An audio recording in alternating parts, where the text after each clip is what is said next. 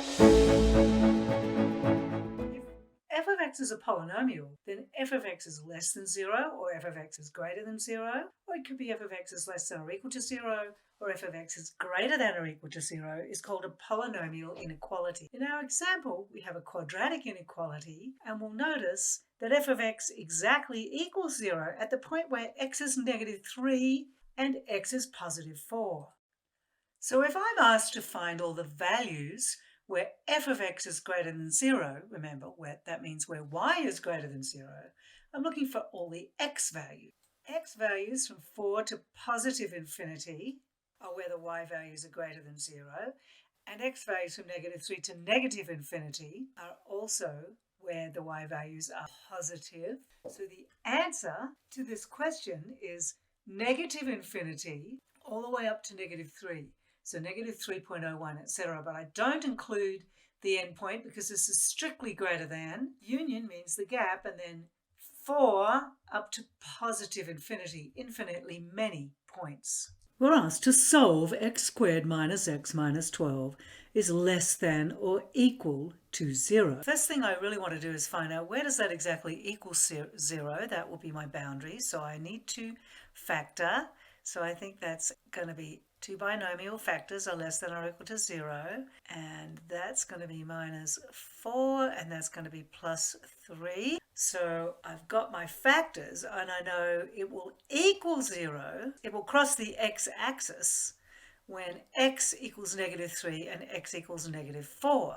So x equals negative 3 and x equals positive 4 are the critical or boundary values. When x equals negative 3, the quadratic equals 0. When x equals positive 4, the quadratic equals 0. So when x equals negative 3, which is here, that creates a boundary line. And when x equals positive 4, which is here, I have another boundary line here. So this section of x values is negative infinity up to negative 3. And I'll use the closed parentheses, and this section of x values in the middle is negative 3 up to positive 4, and this section here is 4 up to positive infinity. Now the reason I've used closed values here is because it says less than or equal to. This provides me with the three intervals that arise from two boundary values. The next step is to create an interval table with the intervals we just found.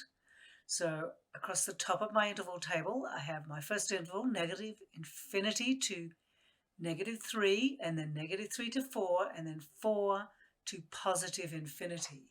Now what I need to do is find a test value in each of the intervals and plug it into my quadratic. In this case, it's x squared minus x minus 12, and see whether I get a positive or a negative.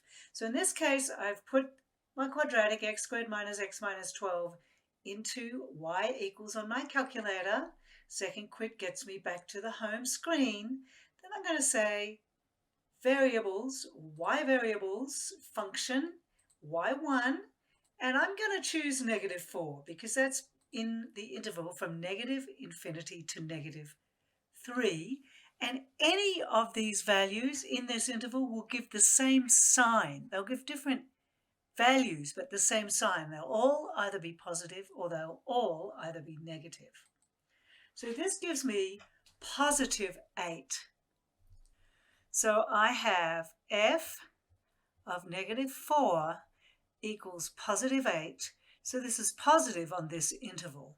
Instead of going through that whole process of saying variables or y variables, I'm going to say second entry, and then I'm going to scroll back and delete and choose a number between negative 3 and 4. I'm going to choose 0, and I get negative 12. So here I have f at 0 is negative 12. So this, all the values, any value that I choose between negative 3 and 4 will give me a negative number. And finally, I'm going to say second entry and scroll back, and now I'm going to pick the number 5, a number between 4 and infinity. And that will again give me 8. So I have f at the number 5 gives me 8. But what I'm interested in is the sign here, not the value itself. I am seeking all the values of x that are greater than or equal to 0. That means positive or 0, doesn't it? Greater than is positive. So the answer is negative infinity to negative 3, include the endpoint because that's where it equals 0, union which indicates the gap, and then include the endpoint 4 up to positive infinity. So we can actually see this is true from the graph as well. This part would indicate 4, including the x value 4 up to positive infinity, because it just keeps going up forever. And here we're going from negative infinity up to negative 3. It includes the point negative 3. And this gap has to be shown with the union sign. When we're solving polynomial inequalities, step 1 is to express the inequality as either strictly less than 0 or greater than 0, or less than or equal to 0, greater than or equal to 0. You've got to get a 0 on one side so you can figure out whether it's a positive or a negative values you're looking for. Then, step 2, find the boundary points by solving the related equation, f of x equals 0. Create an interval table in step 3 as follows. First row is interval, second row is your test value, and your third row is the sign. And fill out your interval table. Then determine whether the boundary points are included. And finally, in step 5, write the solution set. In this next example, I'm asked to solve x squared plus 5x is less than or equal to negative 4x minus 20. So I've got to stack everything up on one side. So I have x squared plus 5x plus 4x plus 20 is less than or equal to 0. And that gives me x squared plus 9x plus 20 is less than or equal to 0.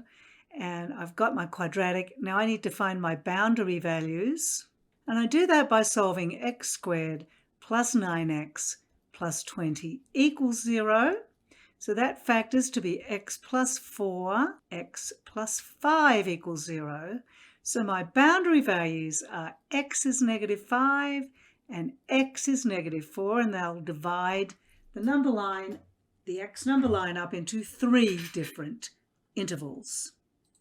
So now I've set up my interval table and I've entered my quadratic x squared plus 9x plus 20, which is on one side of the inequality, into y1. I'm going to say second quick gets me back to the home screen.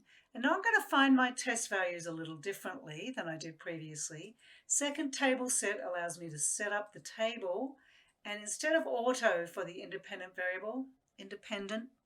variables are x variables, I'm going to choose ask. Then I'm going to say second table. I'm going to put in negative 6, and halfway between negative 4 and negative 5 is negative 4.5. And then I'm going to put in 0 because that's in the interval negative 4 to infinity. So I have f evaluated at negative 6. That's a positive 2, so that's positive there. F evaluated at negative 4.5 is negative 0.25. So that's negative, and f evaluated at 0 equals 20, and that's a positive. And here, of course, I'm seeking less than or equal to 0. So I have to include the end points because of the equal sign. So the answer is negative 5 to negative 4. And if I graph this, I'll see that that is in fact correct.